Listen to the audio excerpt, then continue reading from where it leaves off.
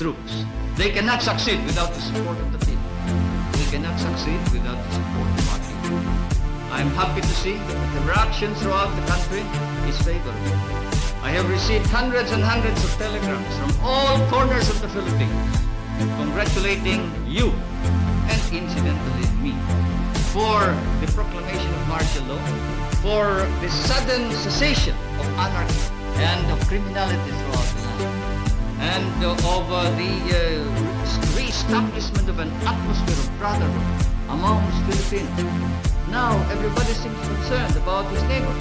Now everybody seems to be involved in the destiny not only of himself but of the entire country and of the entire nation. And this is what we have been working for. I repeat, it is necessary to reform in order to attain the victory that we seek. It is necessary that we attain all the objectives that we have set. These objectives are: we must give to the poorest man whatever is his due. The rich man must now understand that this is a new kind of society. We will protect his rights. For whether he is rich or poor, he has rights. And those rights are as sacrosanct as the right of the military to dignity and to a reputation and a standard of proficiency to which is entitled. Thus it is important that we must tell everybody, and I ask you to do it. Go out to your assignments, to your respective areas, to your units, your area of operations, and tell everyone that every citizen in this country has rights, and those rights will be protected, whether he is a businessman or a mere janitor, whether he is a tenant or a landowner. Those rights will be protected, but we will treat each other as brothers. The landlord must now learn to live with the tenant, and the tenant must be given his due. I am proclaiming today land reform throughout the entire Philippines.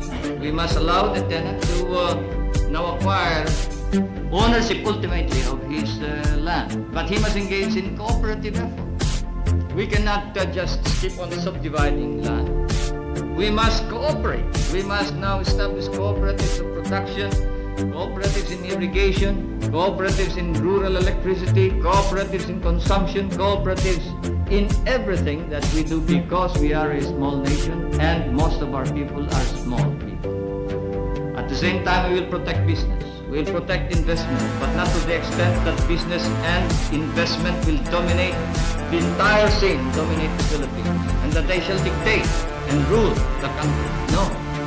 The business section need no fear whatsoever. As I have said, the soldier is not only courageous, he is not only humble, he is fair. Because that is his standard of not only living, but his standard for performance. That is his very life, that is his very meaning of his being a soldier. Fairness and justice. And so you tell each and everybody that they can expect fairness and justice. We will reform our society so we will weed out the corrupt in our government. We must do so, because a corrupt government is an insult to the entire country. And it encourages rebellion, it encourages revolution. There can be no success, no victory, no achievement if we do not alter and change our political institutions so as to be able to remove the sterile and obstruct the attainment of the ideal that we have.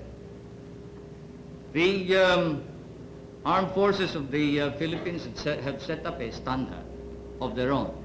I know that you are engaged in cleaning up your own ranks. You are policing your own ranks. The Secretary of National Defense, the Chief of Staff, have recommended, the major service commanders have recommended that we now establish a military commission to investigate, try and punish all personnel of the armed forces of the Philippines who may not perform in accordance with the exact standards, exacting standards of proficiency of the professional soldier. Because of this,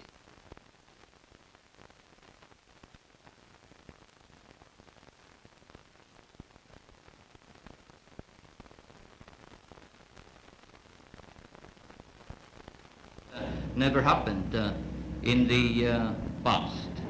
I repeat, I have complete faith and